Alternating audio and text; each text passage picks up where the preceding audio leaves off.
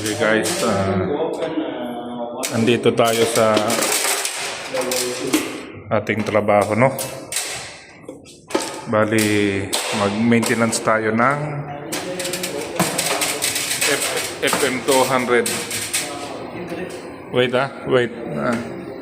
So, ito yung ano niya, pinaka-control niya, CCTV at UPS. FM200. Ito yung pinaka-cylinder niya, no? Siyempre, dahil testing lang tayo, kailangan muna nating i-disconnect yung actuator. Dito yung nakalagay. So, okay, start. So, mag-alarm tayo. First alarm.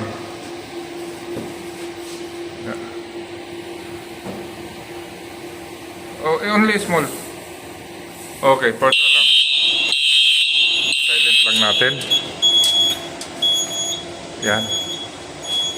First alarm, gumana to. Second alarm, gagana yan. Yung gas discharge natin. Pero ito, first alarm, dapat gagana yan. Yung evacuate. So, ayan, may second alarm na tayo. Gumana na. Yan.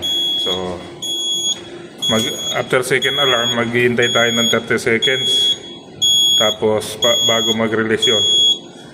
Ibig sabihin, pag nag-release na after 30 seconds, ito, naka-steady na itong pula na to. Yan, hintayin natin.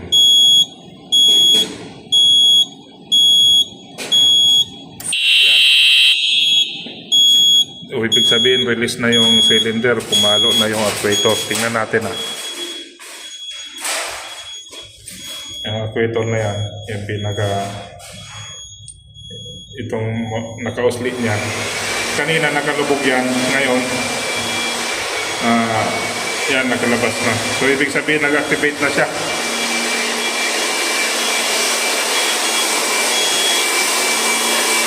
Siyempre, bago natin ibalik, kailangan linisan yan.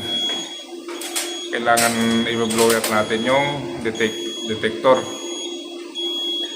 Yan, linisan ang bata natin.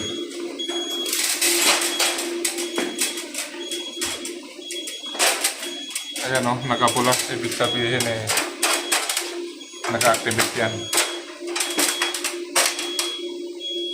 Tapos, papabloweran natin yan. Ito, hanggat hindi natin reset yan, naka-activate pa yan.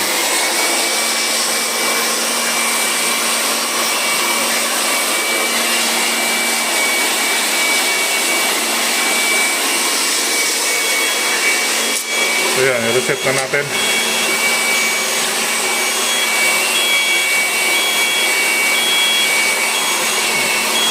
Okay na yun.